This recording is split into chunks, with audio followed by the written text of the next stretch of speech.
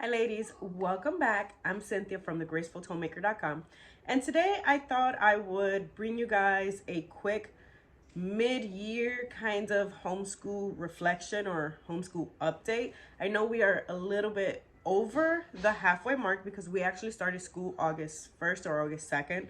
So we are a little bit over the halfway mark of our school year, but the last time that I did give you guys an update was back in September, October. It was sometime during the fall, and so now we are almost done with our homeschool year. I figured I would give you guys a little update and talk to you guys a little bit about how our curriculum is going and what my thoughts on the new school year is when it comes to curriculum.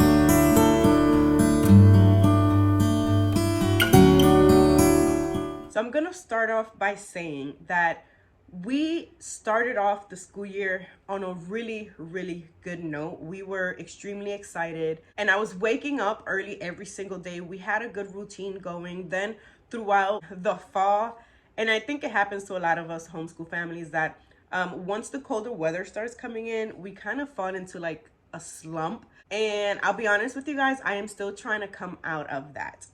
I have not been consistent on a flow. I know in my last video, my last update video, I spoke to you guys about how we completely threw a schedule out the window, which I still really do enjoy, not having a schedule and not being so strict on, we got to do this by this time. This needs to be, I can't do that. So I'm still okay with the fact that we don't have a set schedule. We do have a routine, a flow to things, but what I have really been struggling with lately is getting up really early in the morning. I don't really know why I'm struggling with this. I was doing so good the first few months of school. I was waking up 5:30, 6 o'clock, having time for myself, and then immediately getting into the school day. And I have really struggled. There's days where I do wake up at 5, days where I wake up at 6, but for the most part, I'm waking up around 7, 8 o'clock. And I know you're probably watching this video and you're like, well, that's still early. Yes, it is still early, but I wake up to the kids immediately, and I'm not having a lot of time to myself, like to get centered for the day, just to fully wake up before I have to tend to the kids and get everyone on track for chores, get everyone on track for curriculum. And so that's been a struggle of mine these last few months. It is now almost the end of February, and I'm still struggling with that. So hopefully now warmer weather will be coming in soon, and I will get out of this slump that I am in. That's something I have been really struggling with. Our school days have been starting on the later side, to the point where at 4 or 5 o'clock, I sometimes am still doing school. That's not a bad thing, because I know a lot of families prefer to do homeschool on the later side. I personally rather get it done a little bit earlier. I don't like to start school at 8 o'clock, 9 o'clock. Sometimes by 10 o'clock we're starting school, but I have found my days starting school after lunchtime. And for me personally, that just throws my day off, because I have focused my entire morning on cleaning, just doing household chores. And then when it comes to sitting down with the kids for homeschool, I struggle because I feel so unmotivated, because I've already spent the a majority of my day doing something completely different. So I do want to get back to earlier starts to my morning, to my day, and also earlier starts to our entire homeschool day, so that we are done by 1 or 2 at the latest. And that's how it used to be before. We would be done by like 1 o'clock, 2 o'clock. We would have a quiet time, everyone in their own spaces, playing independently, napping if they wanted to, reading. And that also gave me a second time in the day to have quiet time, to get centered again, just for prayer, devotional, Bible study, reading a book, whatever it was that I wanted to do. And then after that, then we would get into our evening routine, which consisted of cooking, tidying up for the day, and just getting ready for when my husband got home. And then if we had church that day, getting ready for that. So I definitely want to get back to that. That's something that I am going to be working on in the month of March. And just, I want it to flow throughout the summer and into the new school year as well. Now, for curriculum, there will be changes in the new school year. I have not made any changes yet. I really don't want to have to make any changes in the middle of the school year. So I am waiting. I have already purchased some curriculum that we will be using come August.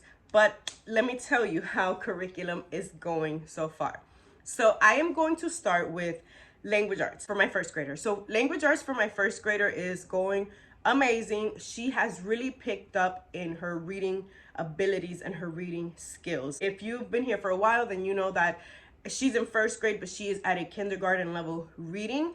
And that's okay because we are going at her pace. I don't want to force her or rush her to feel like she has to be at a certain level when she doesn't. That's the beauty of homeschooling and the freedom that you get to work according to your child's needs and their abilities. And so she's at a kindergarten reading level for reading, and she's been doing really, really good. She has surprised me with her reading skills and her spelling skills because we're using The Good and the Beautiful, the original, the old version on the kindergarten level. And then we've paired that with Evan Moore spelling.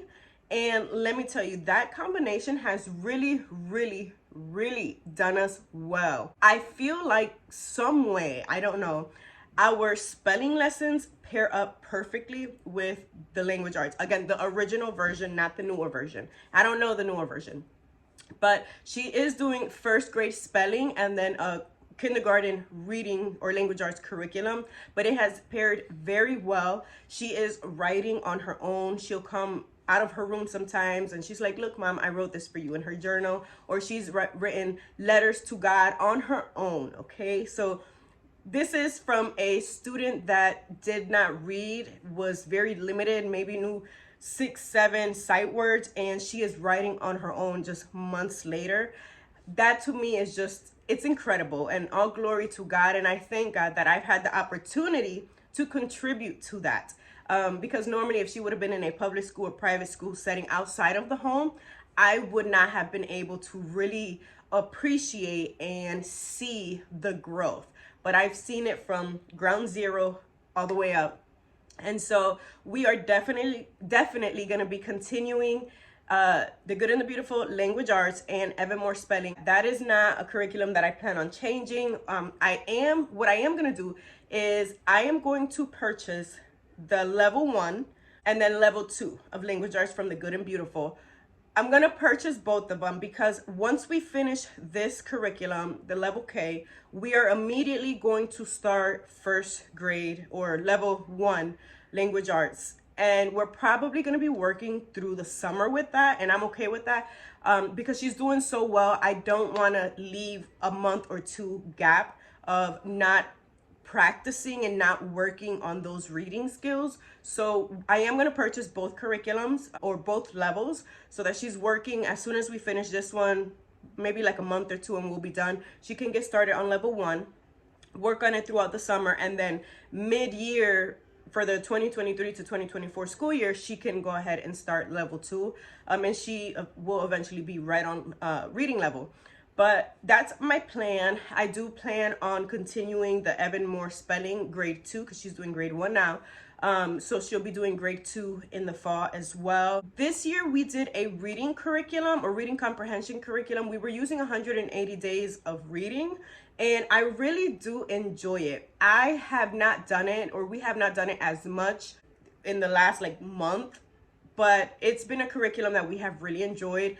That as well has really paired great with the Evan Moore spelling and the Good and the Beautiful language arts. So I think I might go ahead and purchase that again for second grade. The reason why I am debating is because I've been looking into IEW for second grade, not specifically for reading, more for writing, but yeah, I'm still on the fence whether or not I'm going to do the reading and writing curriculum or just do their writing curriculum for her. So it's tentative right now. Everything's pending when it comes to our reading comprehension program. Okay, what else?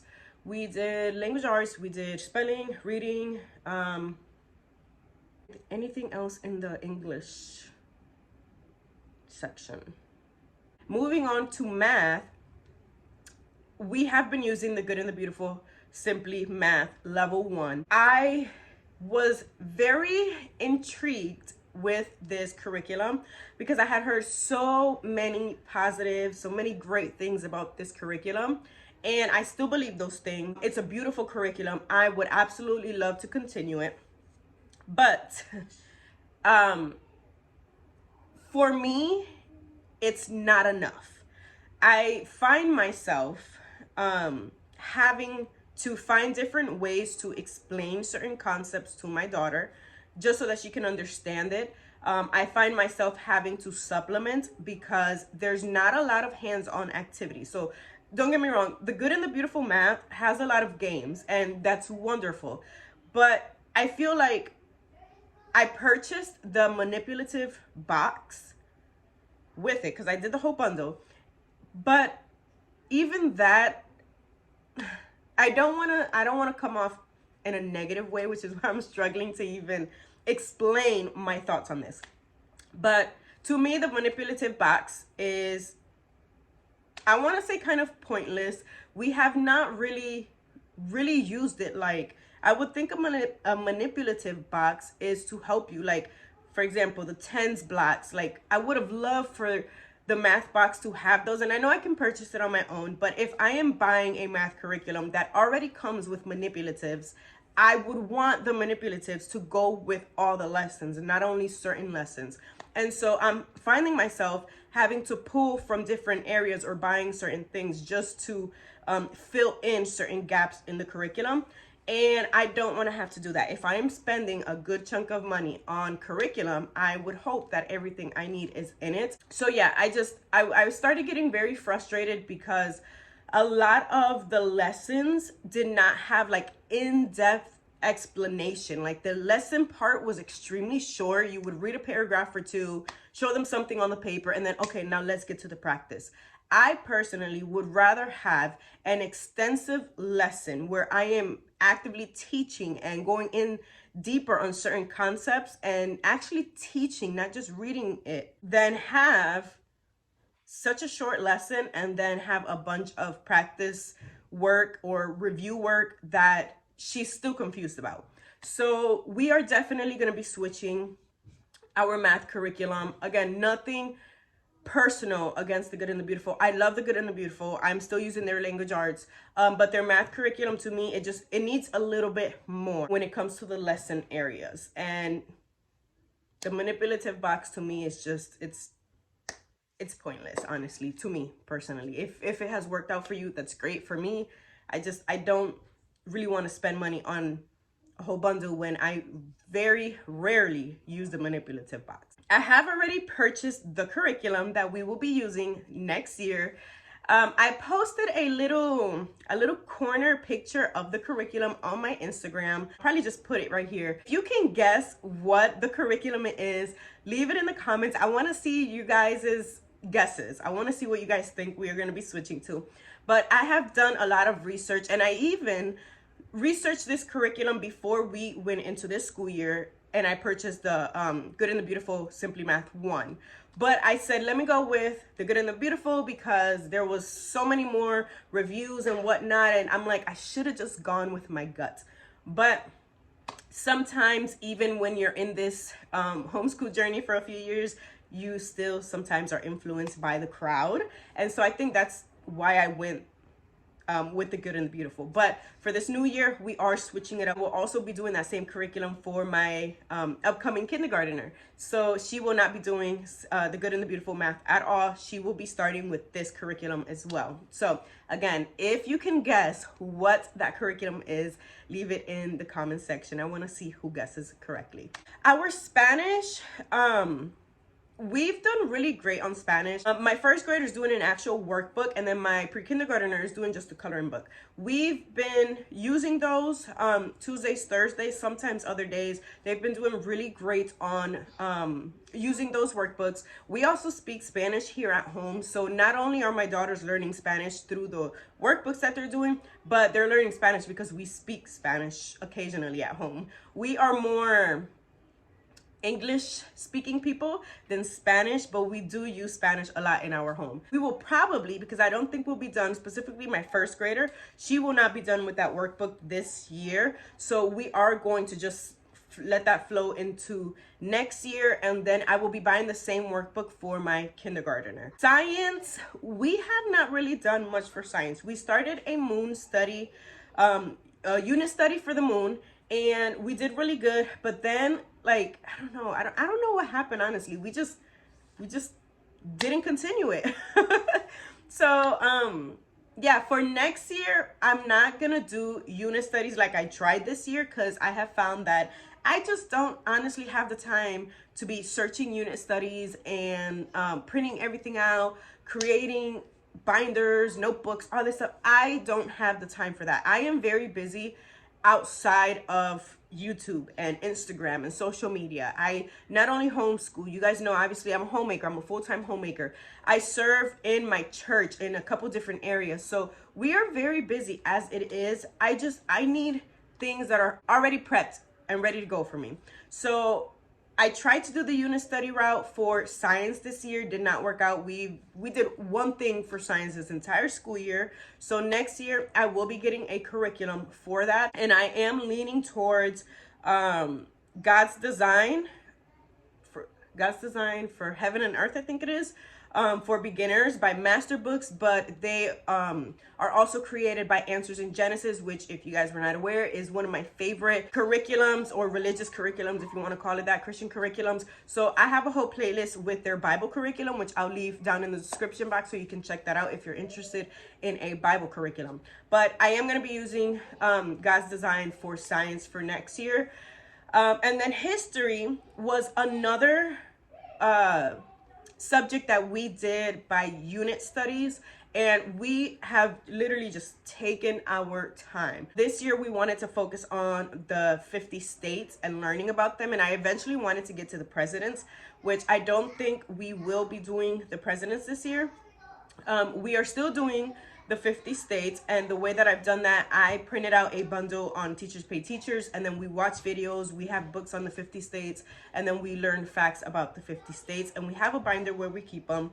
That's as simple, the simplest thing that I thought of. And so we've done that. We don't do it every week, honestly, so that's why we are still working on the 50 states now, a little bit over halfway through our school year. But for next year, I am going to be switching. Instead of unit studies, I am going to try Snodgrass history. And I think the one, was it my Star Spangled? Was it that one? I don't remember. I'm going to see if I put a picture of it here. The one that I am thinking of doing, I am about 90% sure that is the route we're going. I've never used Snodgrass. A lot of the homeschool moms that I follow here on YouTube, they have not really shared much on Snodgrass, so I'm assuming not a lot of people use this. If you've used it, let me know in the comments. What are your thoughts? I've really been searching for flip-throughs and just different opinions, reviews of that curriculum. Bible is going really, really well for us. We are not even at the halfway mark for our Answers in Bible, or Answers in Genesis Bible curriculum. The reason we are not is because I don't do that on a weekly basis. The reason why I don't is because, again, my kids are on the younger side, and a lot of time that Bible curriculum can take a little bit of extra time. And so we already get a lot of Bible studies at our church. We also get, we do devotionals as family, and we talk a lot about the Bible here at home. So even though it is one of the main curriculums in our home, I don't do it every single day, and I don't do it every single week, honestly. Sometimes one lesson will take us 2 weeks because we just take our time and we review, we talk about it for a few days.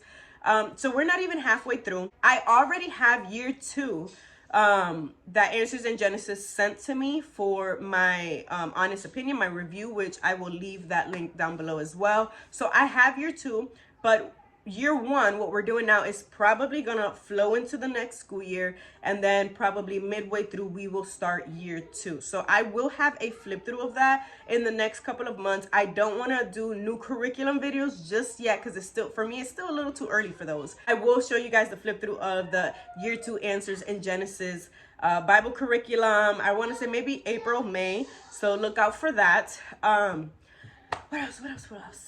So I gave you my first grade core curriculum, and then some of, or all of our group subjects. So my kindergartner, or my pre-kindergartner. So she's been working out of the Bob's workbooks. I cannot say that we're still at a actual reading level, which is fine because she's only 4. She'll be 5 in May. So that's perfectly fine. But I did honestly expect a little bit more from that curriculum or from the workbook. We're still using it. She's been liking it. She enjoys it. We used to do like one whole section, which is like 3 or 4 pages a day. And then she started getting bored with it, and she would tell me, I don't want to do it. Oh, that's so boring. So we try to do 2 pages a day now. We focus on our phonetic sounds and just recognizing the alphabet in randomly, right? Not in alphabetical order. So that's really the route that we're going. We're still doing workbooks, but we're trying to learn more sounds and just recognize the letters and learn how to write the letters. She struggles with a couple letters, which I think, again, is normal for this age. And so we are going to continue with the Bob workbooks throughout this school year. But in the fall, we will be switching to the Good and the Beautiful level K. She's going to start at level K. I am thinking about getting the kindergarten prep from the Good and the Beautiful for the summertime, so that at least she's getting some something more, I don't even know how to say it, something with a little bit more depth than the Bob books. For math, like I said, she's also going to be going into a brand new curriculum. We've been doing Spectrum, and it's very, very light work. So she finished her first workbook, and then I got her a second one. The first one was a preschool workbook, and now she's doing the pre-kindergarten math curriculum from Spectrum. Is about 90 pages. So again, we do 2 pages a day. So she really enjoys that. It's a lot of reviews. So she already knows how to count from like 1 to 20. She knows how to count by tens. So it's a little bit more review than anything. But for the new school year, she will be starting in that new math curriculum that I cannot wait to share with you guys. So one of our electives was creative writing for my first grader. And I ordered the creative writing prompts by, I think it's Creativity Builders or something like that, from Amazon. My daughter loves them. I'll be honest with you, I have not enforced it like on a weekly basis, just because I wanted to do it Fridays, and Fridays is honestly like, it's kind of a hectic day because I'm trying to do school, but I'm also doing grocery pickups and, you know, it's the day I pay all my bills. So I have not really enforced it as much. But I am planning to use the remainder of that workbook for the new school year. And then I'll be buying I think it's 3rd grade or 2nd grade to 3rd or 4th grade. I'll be getting that one. So once she finishes this creative writing, she'll go ahead and start the next one until whenever it's done. And then we'll go into the next one. So that's that. We were supposed to be doing a lot of music this year, which we did not do. We bought a keyboard just for this school year. It's been very minimal times that we've used the keyboard and that we've taught my kids music, up until recently, where my husband took on the responsibility to teach the kids music. So I'm gonna put up a little clip here. My daughter learned a song because her father helped her, and so we are definitely going to continue learning piano throughout the rest of the school year and coming into the new school year. I did see a piano program.